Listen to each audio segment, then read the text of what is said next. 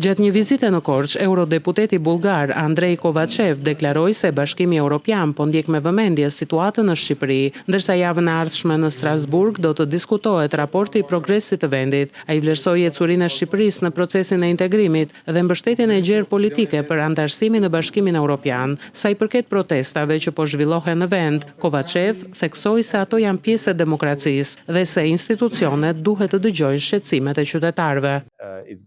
Është mirë kur njerëzit protestojnë, është mirë kur dëgjohet zëri i qytetarëve. Sugjerimi ynë për partitë politike në Shqipëri është të dëgjojnë të gjithë dhe të bëjnë më të mirën për qytetarët shqiptar.